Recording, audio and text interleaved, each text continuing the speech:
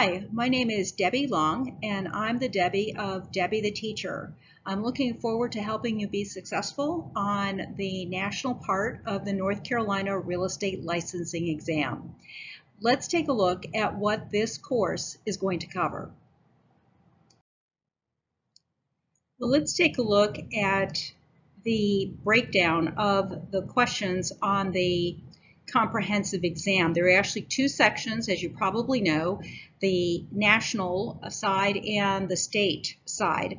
On the national side, there are 80 questions. You must get 57 of them right. And on the state part of the exam, there are 40 questions and you must get 29 of them right. We're only going to be covering the questions that are on the national part of the exam.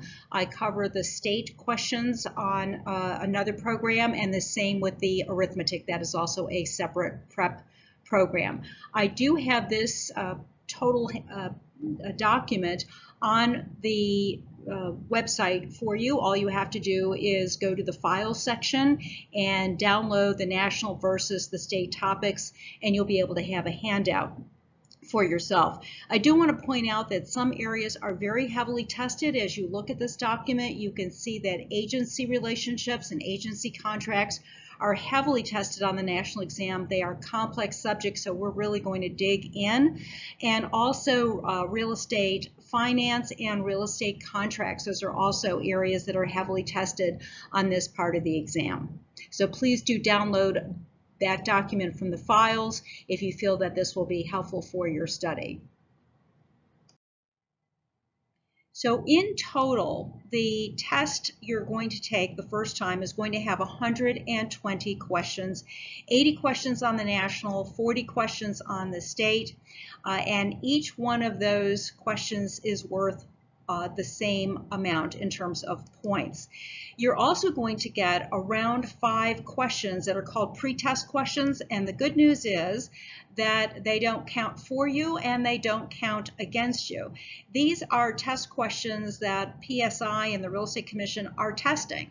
In other words, they're testing the test to make sure that these questions are valid. So if you get a couple of questions that make you wonder, on what planet do these questions, from what planet do these questions come from? They are very likely these pre-test questions, and even if you get them right, they're not going to help your score. So again, when you get that occasional question that really confounds you, just do your best, answer the question, and move on to the next one. I wanted to share with you a chart from 2013, and even though it's a little bit dated, I think the chart tells us a lot about the importance of getting in front of that state exam as soon after your licensing exam has been, as soon as your pre-licensing course rather has been completed. So you can see here that students who take the exam within 15 days of having completed the course, 72% of them pass.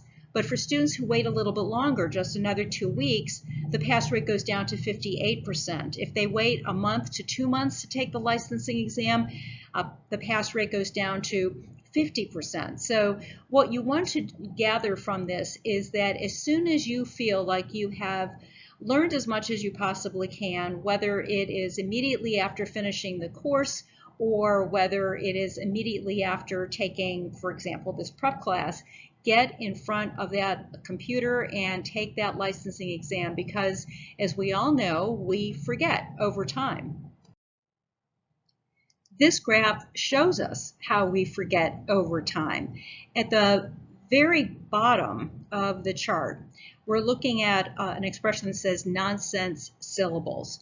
So what does this mean to you? Well, let's say you're just trying to memorize stuff that really doesn't make a whole lot of sense, and there may be some parts of the real estate course that exactly meet that description. So let's say you learn it with 100% efficacy. You really have memorized those nonsense syllables. What's going to happen over time? Over time, you're going to forget those nonsense syllables. Well, what if it were something like factual information? The year of the Fair Housing Act, 1968. You learned it pretty well. What happens over the passage of time, over the first month, second month, third month since you've last used that material? Again, you can see a significant decline in what survives. That's why this chart is called the survival values in learning. What about thinking processes and motor skills? You've heard that expression that even if you haven't ridden a bike in a while, it'll all come back to you. There's something called muscle memory. So if you've learned something with, let's say, 80% efficacy, you really have learned it. What's going to happen over time? Most of it will come back to you when it comes to riding a bike, and the same thing with thinking processes. The major factor here is time. So if we don't use it, we lose it. That's why I want you to, once you have passed my program or completed the program or completed pre-licensing, to get out there in front of the computer and take that licensing exam. I'm so looking forward to working with you on a lot of the topics that are coming up. Well, what are we waiting for? Let's go ahead and get started.